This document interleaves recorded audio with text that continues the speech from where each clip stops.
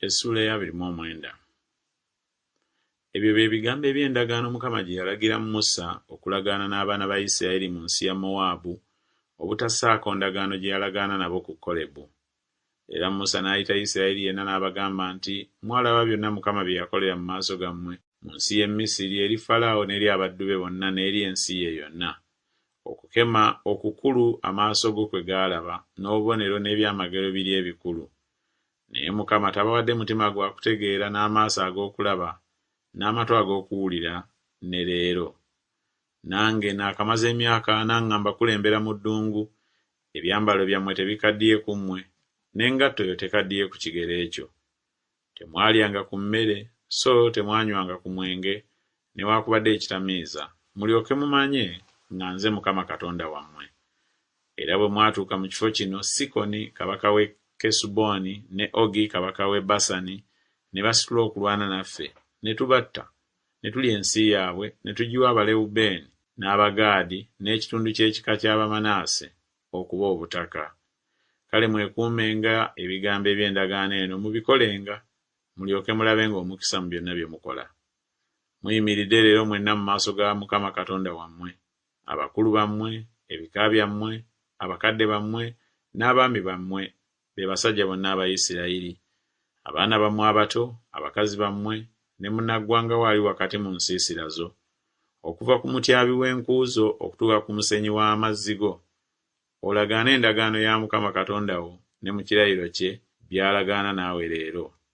Akunyweze leero gy'ali ye okuba ng'eggwanga, era abeerenga Katonda gy'oli, nga bwe yakugamba, era nga bwe yalayirira bajjajjaabo Ibulayimu, Isaaka ne Yakobo.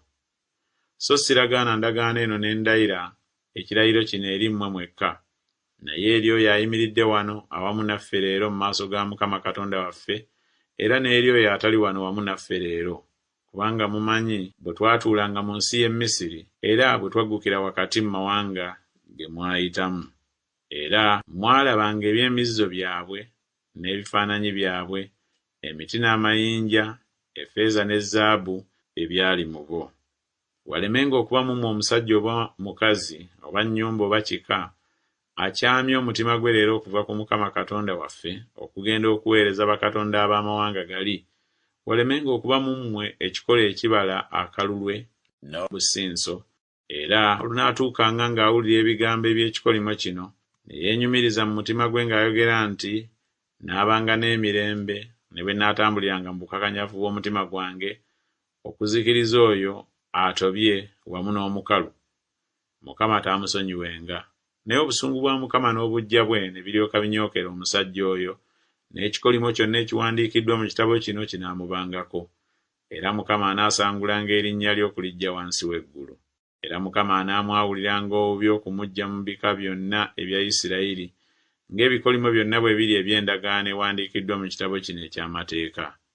Era ezzadde eririddawo, abaana bammwe abaliyimuka okubaddirira, ne munnaggwanga aliva mu nsi y'ewala balyogera bwe baliraba ebibonyoobonyo by'ensi eyo n'endwadde Mukama zaagirwazizza. Era ng'ensi yayo yonna kibiriiti na munnyo na kusiriira, nga si nsige so tebala, so n'omuddo gwonna tegumera omwo, ng'okusuulibwa kw'e Sodoma ne Ggomola, Aduma ne Zeboyimu, Mukama bye yasuula mu busungu bwe ne mu kiruyi kye.